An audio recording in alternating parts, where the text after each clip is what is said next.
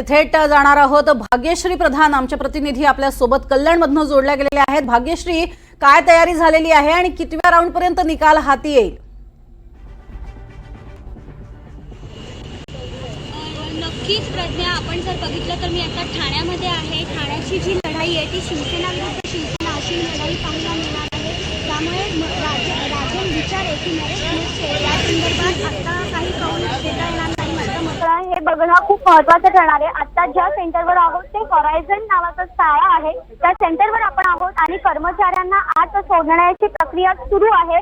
7:30 वाजेपर्यंत कर्मचारी आत गेले पाहिजेत अशी इथे सूचना देण्यात आलेली आहे। त्याचबरोबर 176 फेऱ्या इथे होणार आहेत। विधानसभा निहाय कक्ष उभारण्यात आलेले आहेत। 6 विधानसभा आहेत या मतदारसंघामध्ये आणि या 6 मतदारसंघाच्या विधानसभा निहाय जे कक्ष उभारलेत त्याच्यात एकूण 84 टेबल मांडण्यात आलेले आहेत। आपण जर बघितलं तर आता सगळे कर्मचारी इथे लाईनीत उभे राहिलेले पाहायला मिळतात। या व्यतिरिक्त बाहेर कार्यकर्ते देखील मोठ्या प्रमाणात जमा झालेले आहेत। कुठल्याही प्रकारे अनुचित प्रकार घडू नये यासाठी 3 मैदानं इथे राखीव ठेवण्यात आलेली आहेत कार्यकर्त्यांसाठी। या व्यतिरिक्त एकंदरीतच आतमध्ये जर आपण पाहिलं तर 1000 कर्मचारी मतमोजणीसाठी तैनात करण्यात आलेले आहेत। त्यामुळे साधारण 2 ते 3 तासात पुढच्या हा निकाल येणं अपेक्षित आहे प्रज्ञा।